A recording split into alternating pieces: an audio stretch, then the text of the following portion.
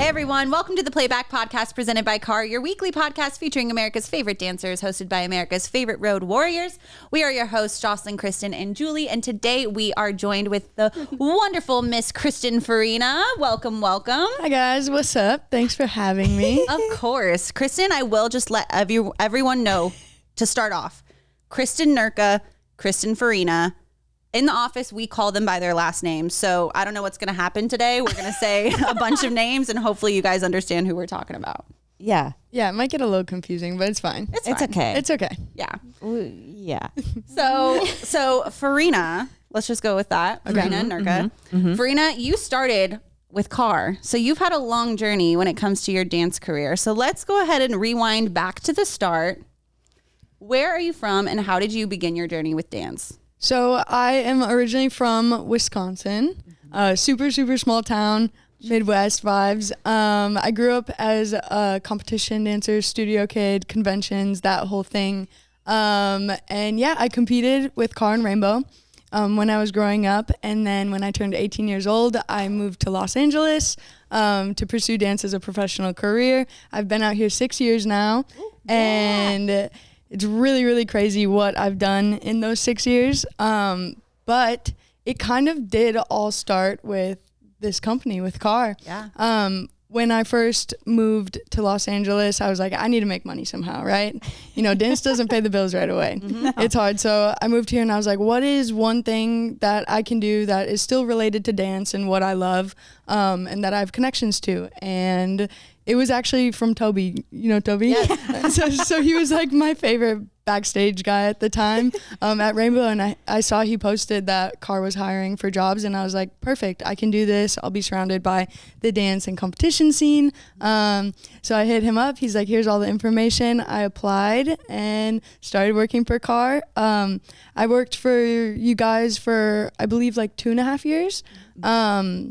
And I started as media sales, which isn't dancing, but you know, you do what you got to do. Yeah. And then slowly started getting into helping CAR and Rainbow with social media, made my own little career path with that. Now we have Nate, who's absolutely great at that. He was there at the time. But yeah, I have fully been full circle within this company. So starting at the bottom at just working a regular job to now judging for Ultra and teaching on Refresh as a convention teacher, which is huge. It's really cool to see how I kind of like took those steps and worked my way up from starting as a kid that was on that stage. Definitely. I feel like that's something that a lot of dancers should keep in mind, especially if you guys are not going the college route. If you guys are wanting to come out to LA, or even if you're, you know, in New York or wherever still auditioning, we hire from all over the country. So you can still tour with us and meet all these people, make those connections, and it only just helps you further your career, whether you're wanting to continue in the dance industry or whether you want to work your way up here within our company. So it's great opportunities overall for everyone. How do you see the difference of being like a road warrior versus now being a judge and like a convention teacher? Because you did just teach at Hollywood Dance Experience as well. Yeah. There definitely is a difference. Being a road warrior, I think, is way harder because it's longer hours. But what I do love about that and what that experience was is the community and how close you got with people. That's why Nurka and I became really close friends and stuff, because we were on the same team and we would tour. So it was really cool to go all around the country, be close with our team, and see what we could put on in just a couple days. Because there's a lot that goes into it, guys. More than you even know, to like get the stage set up and lay down the Marley, everyone to set up their positions to make sure it's a great show for you guys. So I think that part of it is really cool, just having a small team have this great thing come about it. I really enjoyed that. But I also love being on the other side of things. I remember when I was working, I was like, oh, I want to judge and stuff. But, you know, I didn't have the experience yet. I wasn't old enough. I wasn't working as much professionally. So it definitely took time to get there. But it's so rewarding knowing that I used to think, hey, I want to be doing those things. And now I'm at the point where I can. And I love watching you guys dance and giving you critiques, trying to give you the best critiques to help you guys really grow and elevate your dancing. I think too, which is really cool, is I still am young. compared to a lot of the judges. So I think I can relate with you guys and what you guys are going through. So I try to give my best critiques possible, but it's so inspiring to watch and just see the new generation come up, and to travel and teach you guys. So I love it. It's been a fun ride. Yeah. I sat next to her pretty much every ultra. I feel like I got to, at least, especially in the San Gabriel venue, because it's a little bit of a different setup. I got to sit right next to her. And I love listening to judges' commentary, especially like you got to do at ultra, the power performance. So what was that like? Because that's different than a normal commentary. That's like live. You're standing up. You're giving them praise immediately. Yeah, so they know what the power performance is, right? Yeah. Okay. I love that. I think it is so unique, and that's also why I wanted to be a part of Ultra, is just all the new things that are happening with it. But I think that is so special because usually with judges, we're sitting behind the desk, we're talking into it, we're getting critiques, you guys listen after. It's good, but having that power performance and getting to like stand up and actually talk to the kids is a really cool connection that other competitions don't have, and just seeing their reactions and how proud they are of themselves with the power performances, as some of you may know, it's not always the best, right? It's something that is wow and really stands out, like that golden buzzard, something really unique and special. So I love seeing, even if kids, like, they might not place first place, but they are being rewarded for the good job that they did do regardless of placement. And I could talk on for hours how placement is not the number one thing. For me, I didn't really place growing up in competitions. I did here and there. At my studio, the studio's owner daughter was phenomenal, like one of the best dancers in the country. So there was always a standard, and I would never get that number one spot, but it really taught me to just like push and know that that's not all that matters. And now I am in LA and I do have a great career, and it doesn't mean that I got first place the entire time. So I think that's really important. And what were your styles that you're trained in? Because I know you kind of go back and forth between a couple. Yeah, so I started off at one studio, and that was very like tap, jazz, ballet heavy, like the foundations. My strongest starting out was a tapper. I was like a little tap prodigy. I don't think you guys know that. Wow. I feel like I don't even know that. What the heck? Yeah. I haven't done it in a while, but tap was like my main thing. I loved it, the rhythms and stuff. I wasn't flexible or had good technique, so I think that's kind of why I gravitated towards that, because I was like, I can make cool beats, but I can't point my feet yet.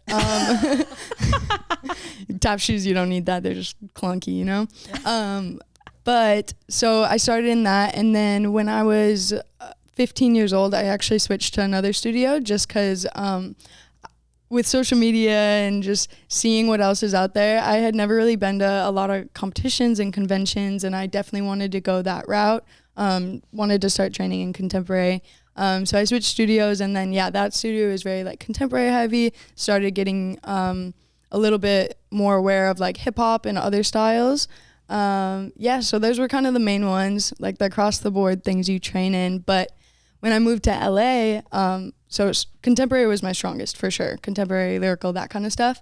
When I moved to LA and started auditioning and got an agent and to class, I was like, why is this all hip hop and jazz funk? I was like, this is definitely not my strong suit, like heels and it's all definitely that. like an awakening when you step into that first audition. You're like, oh, okay, I now know what I need to do. Yeah, so it was exactly that, because I was like, well, I can do 5 turns into an aerial and do a leg, but no one's doing that in auditions. So I started training in hip hop and jazz funk, just getting that under my belt so I could work jobs, be well versed. And then I started getting into breakdancing, because I just had a friend group of breakers. They were in a crew, and they were so good, and I was just in awe of what they could do with their bodies. I think B-boys are incredible, B-girls.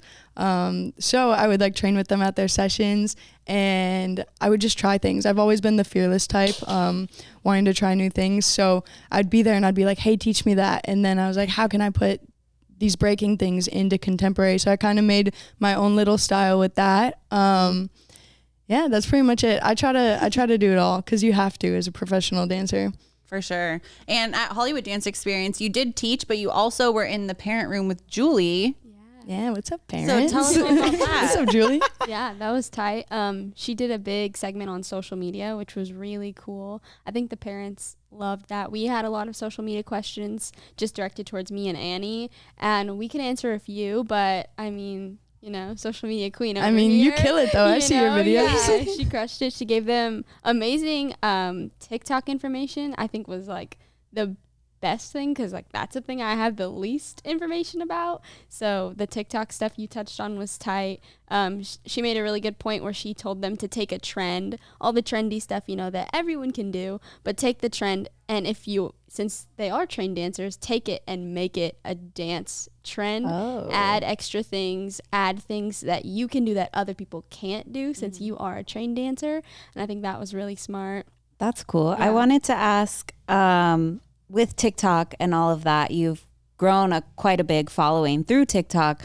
What was the motivation behind it? Like, how did all of that begin? Yeah, I got you.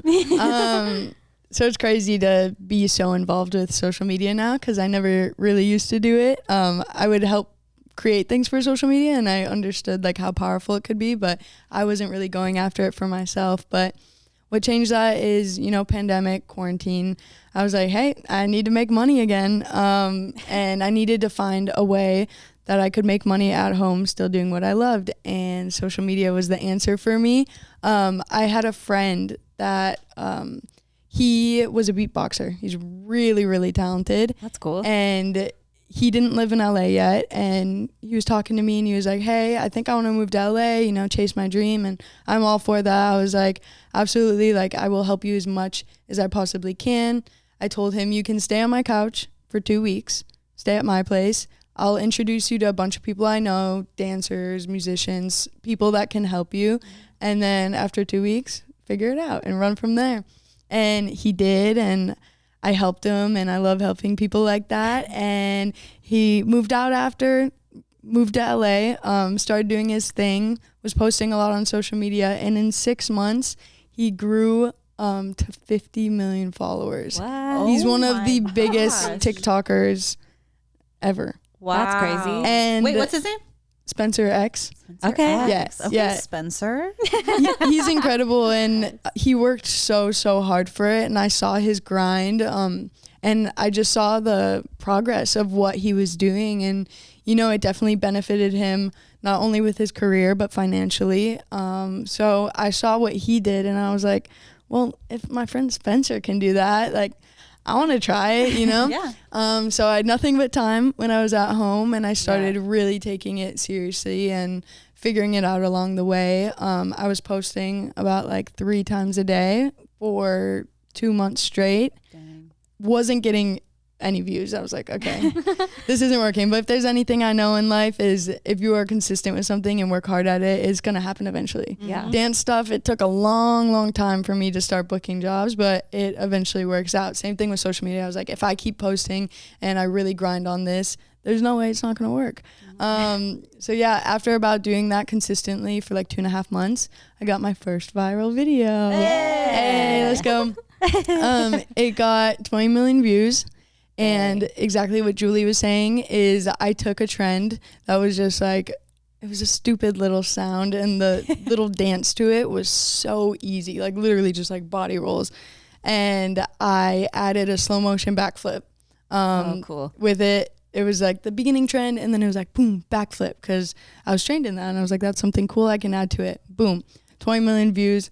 I got like 700,000 followers overnight, and I was like, okay, we can do this. And then from there, I just kept on doing the same thing, kind of copied that formula that happened of taking a trend and adding actual talent, because I didn't enjoy doing TikTok. I love the little dances, and I love what TikTok is doing just for the world. Like, more people are dancing, and I think it's huge for the dance community. But I also didn't want to like lower my skills and my standards, so I found a mix between them. And yeah, it's been incredible. And now through CAR and through a bunch of different other companies, I'm getting asked to speak about social media and help dancers, because I really do think it is so beneficial, because it can only help your career, right? And social media is so prominent and such a big expectation nowadays that it can only help you. So yeah, that's what I've been kind of running, balancing both, doing the professional dancing and then having that on the side, which helps me with exposure, helps me financially, all that good stuff. Yeah, that's like amazing. we always say on the podcast, like you never know who's going to be someone in 2 years or in 5 years. Like you said, your friend, you were the one that was helping him, and now he's this huge. I'm like, help me. Yeah. Exactly, but it just goes to show that like it really does. Like if you make these connections and if you really put in the grind and you're being consistent, something's going to happen eventually. And for all you know, you said that 2 months, nothing was happening, but people could have been following you, and all it takes is that one person to find you. Mm-hmm. So it's just goes to show that like your work ethic is proving you to be successful, which is amazing. Yeah, and I think with that too, just the limitless potential of the audience you can reach on social media is insane. The amount of people that can view your stuff and where that can lead to, how it can lead to jobs and opportunities. We didn't used to have that back in the day. Now I can post videos and know that I'm having an impact on people all around the world, which is really, really cool. And that's what we do as dancers, right? Yeah. Even though we love dancing, we'll dance in our bedrooms, like we're performers. We have things to say in our movement, and there's different ways we want to impact our audience. And I think social media is a huge tool that can help with that. Yeah, definitely. I think it's a cool thing with artists too. I've been seeing a lot of them. You know that Lizzo song, that like giant. So one of my friends kind of adjacent made that trend, and like Lizzo loves the dance, has her in music videos, sends her now her activewear line, sends her clothes, like talks to her personally now, like, and it's all because she made a trend on TikTok, and now she's getting actual real jobs because of that, and she has a personal relationship with Lizzo, not her choreographer, not her management team, like actually the artist, Oh, so it's cool. So powerful. It can lead you to so many paths. It's so awesome. Yeah. And you were saying it, and you were saying it when we were at HDE, that the notion of like professional dancers having like almost like it's just TikTok dancers, like that's not the case anymore. It's not. No. Like it used to be like launching full careers off of TikTok. And so like the snarkiness of it all, I feel like it's over. And I feel like we're in it's 2022. It's lasted since the pandemic. It's clearly an app that's here to stay. 1,000%. Yeah, I feel like that used to be the thing. I think when people didn't really know a lot about social media, because a lot of things that were going viral were maybe people that didn't have as much dance training, and people were a little salty about that. Like, hey, I have all this experience and all this training, but these other people are blowing up and I don't want to do that. And I think you just need to drop your ego and humble yourself. It really is a new expectation in the dance industry because everyone's doing it now. Professional dancers are doing it. Even on like the logistics and professional side, agents are watching what you're posting on social media. Really people are booking on it. Casting directors, producers, choreographers, they go to your pages, and that's how they book a lot of people. If you have the right stuff and you're showcasing yourself the best and really focusing on social media, you are going to book jobs and people are going to reach out because of it. There have been so many times that I know my agents have sent just my social media profile to someone that's looking for a job, and that's how they pick at it. And I hate to say it, but if someone is trying to cast someone and they have the same amount of talent, they probably are going to pick someone with more followers and more engagement just because it helps the overall thing. And sometimes even if they are less talented and they have more followers, like that's just how the industry is. People are trying to play the game. So yeah.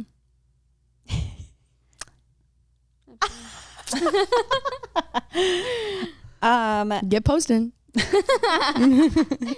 Since you've moved out to LA, I'm sure you've had many dreams and goals that you like to accomplish personally. Is there any like dream or goal that you're still fighting for that you really want to accomplish, or have you already accomplished that and celebrated that moment? There are always going to be things like I'm the type of person, it's never going to stop, I want to do so many things in this life, whether it's related to dance or other things. And I think that's the beauty of it, is setting goals and achieving them, and then like really feeling that and then moving on to the next thing. It's never ending, and there's so much out there that you can do. I do think I have completed a lot of dream jobs in my dance career, which I'm so grateful for. I've danced with some of the biggest artists in the world. That's amazing. J-Lo, Chris Brown, Khalid, LMFAO, like a bunch of people. And it's crazy because when I'm doing those jobs, it sometimes doesn't feel real. Like sometimes I'm just working, it goes by so quick, and I have to really sit down and be like, wow, like I used to dream about these things and now I'm actually doing it. So the artists were definitely a huge one for me. I wanted to do that. I always wanted to be on a TV show, and World of Dance was awesome. I loved being on that. Season 3, I was dancing with Radiance, which actually was what led me into dancing for J-Lo after that. It was all connected. Wow. But yeah, I've accomplished a lot of dreams, but there always is more. I still want to do a world tour at some point. I think that would be so cool. I've done like big live performances, but like a world tour would be really cool. And then besides that, there are so many other things that I want to do that aren't just being like a professional dancer. A lot of stuff with choreography and teaching and directing and film. So I feel like I am doing the professional dancing. I've been doing that for 6 years. I still will get those jobs, but right now I feel like I'm in a phase of more of teaching and choreographing, which is awesome. When I was little, I used to always want to teach on conventions, and now I do that, which is so cool. Yeah, I feel like I'm like in the choreography route, and then eventually after that, who knows? I might move on to something else, you know? I might get into music stuff. I might get into podcasts. I do love the social media stuff too, because that is separate from dance, regardless of if I'm posting dance videos. I do love YouTube. I love vlogging. I love just capturing how I live life and making videos and kind of documenting that. So I don't know. Possibilities are endless. Yeah. So as far as teaching, you've gotten to do HDE with us, and then you guys recently, just this weekend, did a protege pop-up class. Can you tell us about that? That looked so fun. Yeah, so I did the protege pop-up class, and I haven't worked with, because I don't do car convention, but I haven't worked with a lot of those kids before, so it was really cool to see how talented they are. I think specifically in California, we are really lucky. The talent is absolutely insane. There's talent everywhere, but I feel like it is so cutthroat out here, and the kids are better than me, you know? I'm teaching them, and I'm like, okay, do a leg here. It doesn't have to be high, and then they're all doing it high. I'm they're like around the corner. Yeah. I'm like, and then they're like, you do it, and I'm like, oh, my leg's not. But Are you sure? I got textures, you know? Yeah. I can perform. No, it was so fun. A bunch of kids showed up. A lot of kids I haven't taught before. The combo I taught them was really challenging, which I thought was cool too, because I also like humbling those types of kids because they're so good, but I don't want to tell them they're good, you know? Yeah. I will praise them, but I gave them some hard stuff, some like unique things. There was like little breaking contemporary moves in there that they have never done before. So I think they were kind of like, oh, what is this? This is so hard. But they pushed. They were really great, and I loved working with them. Yeah, I feel like your choreography specifically, because you have those two worlds that you blend together, like at HDE, I saw they were struggling with your floor work because they're not used to going up and down quite like that, because I think it's your transitions going up and down that their bodies are not used to. You know what I mean? They're used to doing something a little bit more technical, and this is such a core strength thing that I noticed that even the proteges at HDE were kind of huffing and puffing during your class. Good. Yeah, I completely agree, but also I think it's because they're not used to doing stuff like that. You know what I mean? I think Adrian said something about it. When I do teach those types of things, I can break it down really easily. Like I'll show it and they're like, whoa, I can't do that. And a lot of kids shut down, but I have learned how to break it down step by step because I had to learn how to do it, right? So everyone is capable of it. I just don't think it's like something that they do every day. But it's so cool once they do get it. It's so cool to see their eyes light up and see how rewarding that is. Like, wow, I actually can do that cool thing. So I think it's just, you know, constantly playing with new things that we can do in the dance industry, because, you know, sometimes it can get boring. Like these kids are very, very good and they have amazing legs and turns and techniques, but there's to a point it's like your leg can't go any higher. you can hold it longer, but like let's find new ways that we can like implement different like tricks and transitions from it. Yeah. You talk about content creation and video creation. Do you want to talk about maybe the thought process that went into our nice little X-Rays team video circa what? 2016. Oh gosh. Our little rap video that we still show to this day at I training haven't show. seen that in so long. They show it every year. It's still on Workplace. Do I get credit? Like your account Residuals? just Yeah, is still residuals. there. I'm like, wait, it's playing every year? Yeah, I think I used to show it when I hired the merch team to like kind of show like the family that we create on the weekends. But it's just crazy seeing that little like spark of imagination of here, let's jump in the pool in a laundry basket while rapping. And On a we're- work weekend, we had work on in a the work morning. weekend, like we're up all night creating this video, and now you're TikTok famous. Hey, Look at you. I told you guys. Small, humble beginnings. And now this. Yeah, so I mean, that really was kind of the start. And I think what was so beautiful about that is how casual and just fun it was. And I think that's very, very important with content creation is like, you have to enjoy what you're doing. And I think that video was so good because it was so authentic and it was so silly. Basically what we did is we have the core values at CAR, and what did we have to, what was the original assignment? We had to make up like a rap line. Yeah, there Just just a had to be line. like a little rap line for the core values. And I was like, I was like, Ray, we got to make a music video. This has to be like full production rap music video. And We spent the whole weekend like Yeah. creating our verse. yeah, you were probably emceeing and in between writing down Yeah. like your verse, you Like know? merching, fixing a hoodie. And I'm like, oh, that sounds good. Yeah. So yeah, it was so fun, and we put together this huge rap video, and then we but we were just doing it on an iPhone. I think I edited it in iMovie. Like the transitions are so cheesy and the Like quality we is so recorded our bad. rap line in the hotel room, like one person at a time. Like we had a time slot to walk in and record our little line, and then my God. okay, that's good. Yeah, and I feel like there were maybe a couple people on the team that were a little more reserved and kind of like, I don't want to do this. But by the end and seeing the result, everyone had such a blast. And I feel like that's kind of the same thing is like people not wanting to do social media. Like it's fun and just start creating content. Yeah, it's It was a good time. I need you to send me that video. Maybe we we'll can put save a little it on small Workplace. clip in here. It's pretty funny. Yo, we accepted the challenge. How about you? I suggest you prepare for that core value battle rap in 5. She literally tosses herself in the pool Yeah, in that laundry cart, right? go above and beyond.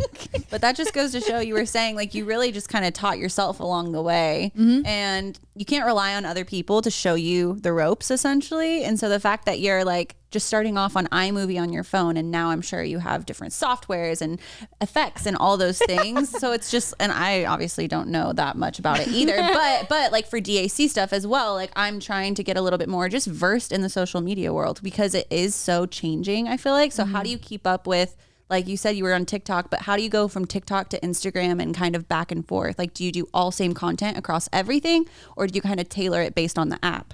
It's mostly based on the app, but there are some stuff that you can cross multiply on different platforms, because it is a good amount of work when you have like so many platforms now that trying to keep up with that is a lot. But yeah, I just make sure I stay updated. I am a consumer of social media. I don't only just post. So like if I'm scrolling through TikTok, like my brain is constantly trying to see like, hey, what are the trends? What are people doing? I like finding people that I relate with and that are really successful in what they do and kind of see what they're doing, whether that's in the dance industry or TikTokers or whatever, and kind of just following along with that.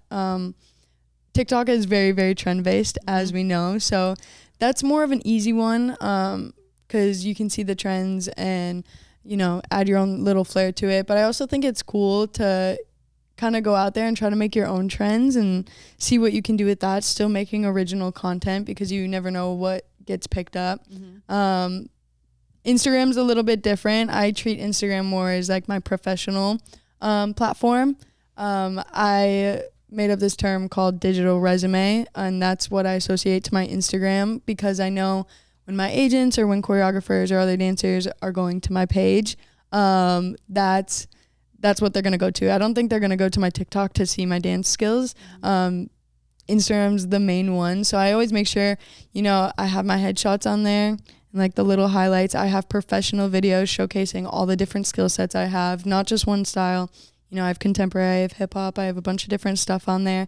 I have in my little highlights things, I have my resume, but in digital format. So instead of just handing a paper and being like, okay, these are the jobs I've done, I think that's like a cool tool to use, like jobs, and then you have actual footage and proof of like, hey, I worked with this artist and did this performance and this is how I performed in it. I feel like that's why it's so easy nowadays to hire people off of it, because you see what they're actually doing and what jobs they're doing.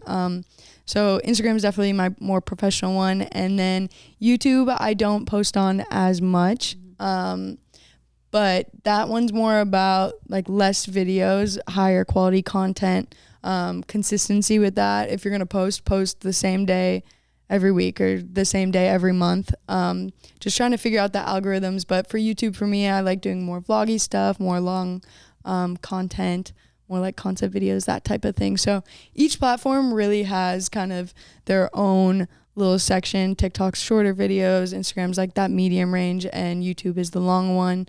And yeah, kind of just figuring it out from there, because like you said, everything is constantly changing. And just staying updated and aware with what's going on. Nice. I'm curious what you think about Be Real. I'm curious. Do you think Be Real is going to be like a thing for a long time? Or I'm just curious because everyone has their opinions. Okay. I think so, but I also can't really talk on this too much because I tried downloading it, and for some reason on my phone it it wouldn't let me click the button to submit my birth date. Oh. So I don't have So you don't have one? I don't have an account yet. But I do love the idea, and I love what it's going for. We never really know if things are going to last, but I do think it's important if you see that something's starting to come up, because TikTok before wasn't as big as it is now. TikTok's been around a long time. It used to be Musical.ly. Yeah. So you never really know with those platforms. I would say try it out.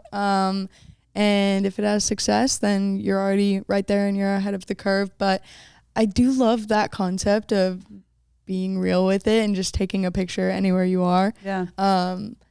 Yeah, I don't know. I need to get on the app. Yeah. Maybe I should. I'm not on it either. Maybe I should re-download it and try to figure it out. But I do want to figure out, and I think that's a really cool concept, especially because, social media and editing, a lot of things are just so curated, so filtered and highlighted and edited. So I think I see the idea that what they're going for. Yeah.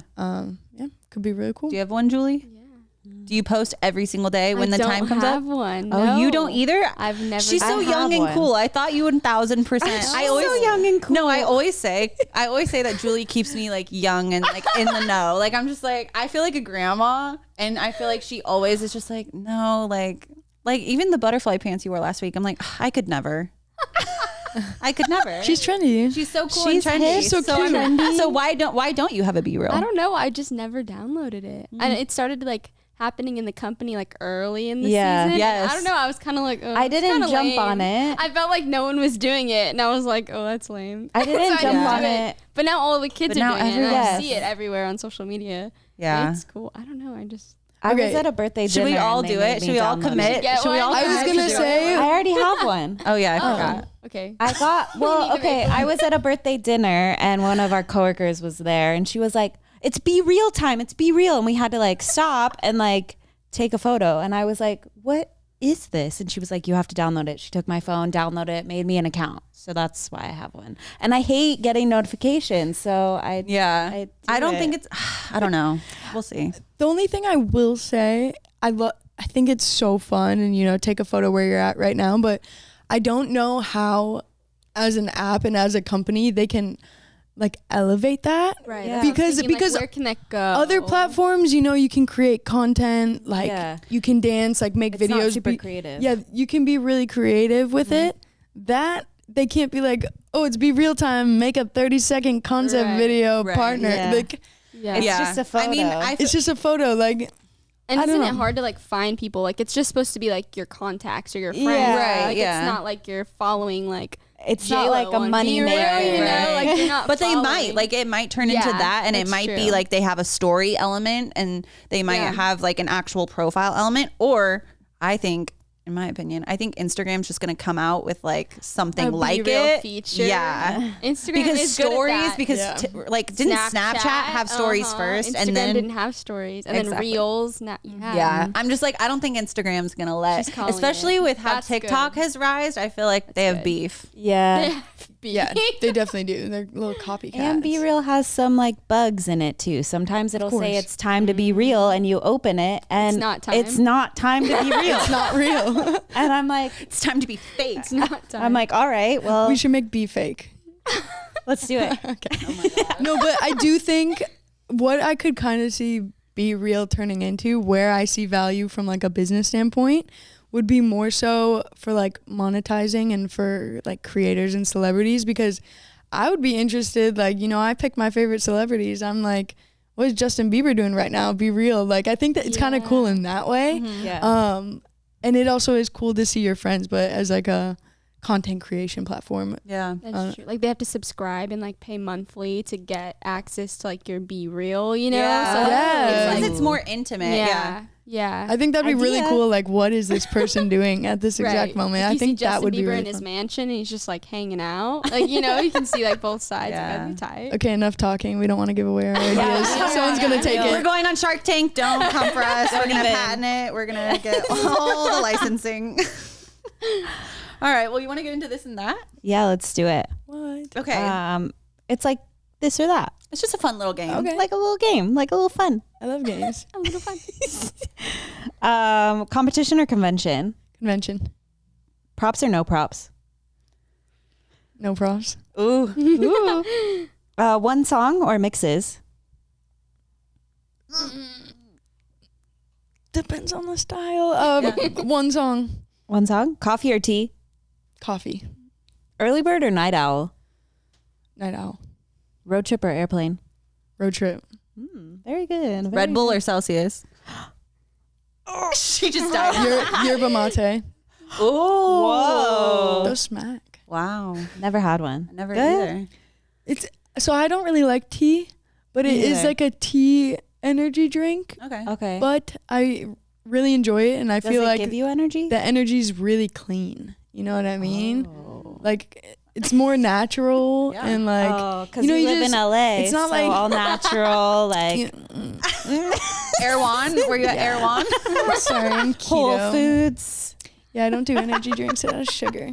So She asked for a Celsius like 30 minutes ago. She asks for a Celsius every time I see her. I know. Anytime I see her, she comes up and she goes, "Do you have a Oh Celsius?" my god, at Ultra, Marco would always be like, I gotta get Farina a Celsius.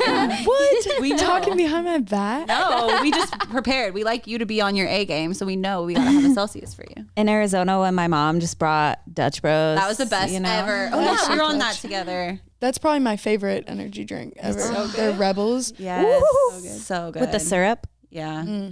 30 flavors. So good. Sponsored. And today's podcast is brought to you by Dutch Bros. I wish. That would Open be an cool. OC location before I kick you in your shins. Oh my gosh, what a threat. Whoa. Whoa, that escalated. No, but for real, we don't have Dutch Bros here, and it's really sad. There's one that just opened in Oceanside. Like, not why driving there. I'm not- Oceanside? It's ridiculous. Why not Anaheim? Yeah. Why not Los Angeles? Why not one on every corner like a Starbucks? I would be down to get rid of like 7 Starbucks in every city and replace them with Dutch Bros because they would still outnumber Dutch Bros. Yeah. There are so many Starbucks. I don't know. I don't think this is a good opinion, but That's okay. I'm outgrowing Starbucks. Oh, yeah. There are so many better options. I will say if that's the only option, I'm like, give me my venti right now. But I don't know. I've I never feel like been they're to just Starbucks. shut up. I'm like a Jamba Juice girl. You've never, No, because we don't. Who are you? No, because we don't drink coffee. So I don't anytime like we go, coffee. anytime so I'm we like, go. hit me with a smoothie, a lemonade, you know? Okay. That Yeah. makes sense. I don't want Starbucks. Yeah. What about 7 Leaves? Remember that day that you tried 7 Leaves for the first time? I had it once, and that was the day. It was pretty good. the Definitely gave me longest energy. Yeah. I don't know what they put in there, but I am. Oh, like this. Can I just also let you guys know it's 12:09 and this is her second Celsius of the day. So You don't have to out me like that. I felt I had to. And you couldn't give me one when I asked? You need 2? She was already consuming it. I was already consuming the first one at about 8:05 a.m. Okay. Makes sense. And We're then- hardworking. Sometimes you need it. I need Yeah. it. Nothing's wrong with We're energy. working so hard. So hard.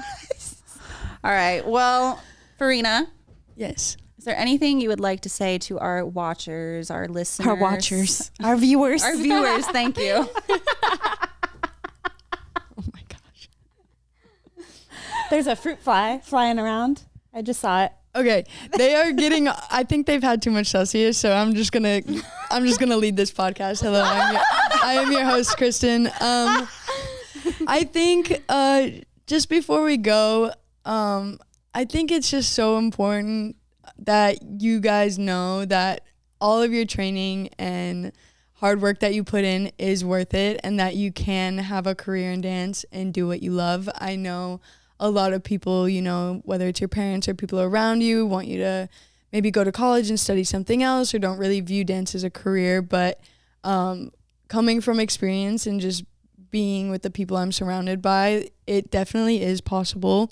You don't have to be the best right now. I never was the best growing up, but I loved it so much. And I think as long as you love it and you just keep that with you throughout your whole entire career and through your dance life, that's all that matters. So you can do it, and I'm here to help you. And lastly, I think the most important thing is surround yourself with good people. You know, really cherish the time you have if you're a studio kid, like growing up in that, and being surrounded by dancers. And when you go to conventions and competitions, meeting people and talk to the choreographers, you know, try to assist them. If you're moving out to LA, see how many people you can meet, get a big network, because the dance community is small and we're all in this together. And I think just in entertainment in general, you know, dancers have been on the back end, but I feel like dance is finally making its way up and we can do it together. So I love dance. And we love you. Thank you. No, for real. Bless. She wanted to be the first guest ever since she knew about the podcast. She's been begging to be on it. So I'm just glad we finally made it happen. Absolutely. Thank you so much for being here. Of course. Thank you for having me. Yeah, we always love getting some time with Farina. So as always, where can they find you? You can finally find me on my social medias. At Kristin Farina. That's mostly like all my stuff, just my first and last name. Yeah, just find me on social media. I will be at Refresh this year at convention. I think I'm doing 7 cities. Nice. I only did Get one last year, excited. so come on, I must have did a good job. But Ultra too, right? Judging I'm going to at be Ultra. judging at Ultra, probably going to be doing Hollywood Dance Experience again, probably more protege classes. We're doing it all. So Yeah. I'm excited to dance with you guys and see you all around the country. It's going to be a good time. Yes. Yay. Well, as always, thank you guys for listening. Make sure to follow us at Playback Podcast and all of the things under Car, Rainbow, DAC, and of course, follow Miss Farina for that amazing content. Thanks for listening, and we'll see you on the road. Bye. Bye.